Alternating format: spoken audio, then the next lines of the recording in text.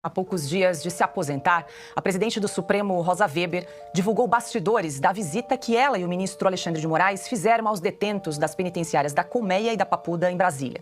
Em seu discurso de despedida da corte, a ministra afirmou que Moraes foi aplaudido pelos detentos.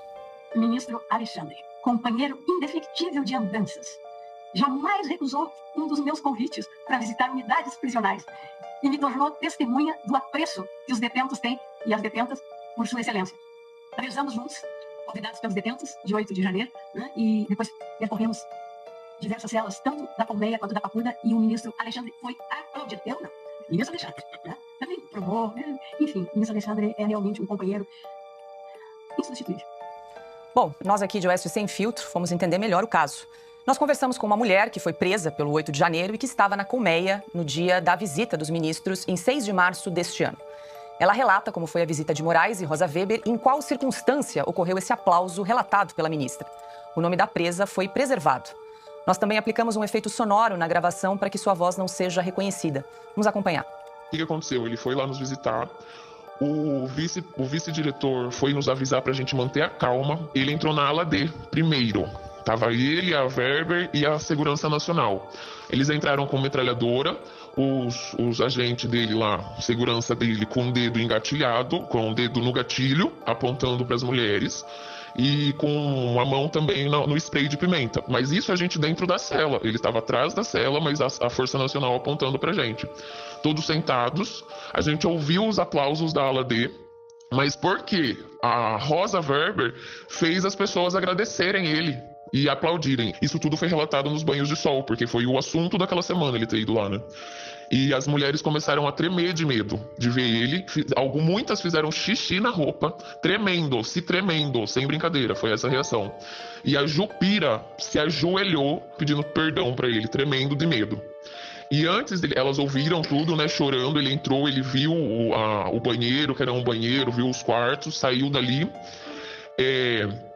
A Rosa Weber ficou falando um monte de coisa lá e falou para as meninas agradecerem ele, e ele saiu de lá aplaudido na aula dele. Só uma mulher falou assim: o meu Deus nos ensinou a orar pelos nossos inimigos. E muitas vezes, seu Alexandre, ela falou para ele, eu subi no monte para orar pelo Senhor, porque eu sei que Deus não se agrada com a morte do ímpio.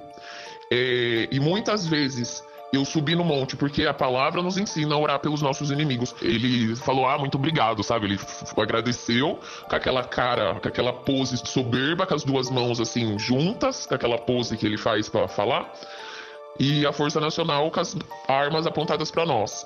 Aí o que ele repetia, isto não é uma vingança, porque ele viu a quantidade de idosa que estava lá dentro. Então ele repetia isso constantemente, isto não é vingança, isto não é uma vingança.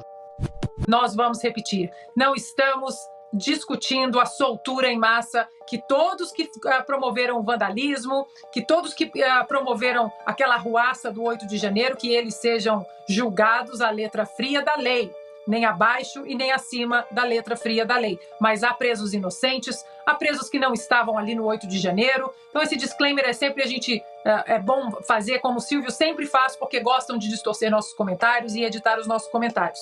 Mas ali, nessas prisões que eles visitaram, né, que corações bondosos, ministros do Supremo Tribunal Federal visitando presos. Olha, tem uma coisa de sadismo nisso, Paula. Eu estou bem chocada com esse áudio, né? Esse áudio não foi passado para a gente antes do programa. Porque como dormem esses ministros, né? Isso é sádico. Você desrespeita a Constituição, você prende as pessoas de maneira inconstitucional, essas pessoas não têm foro por prerrogativa de função, não deveriam estar sob a tutela do Supremo Tribunal Federal.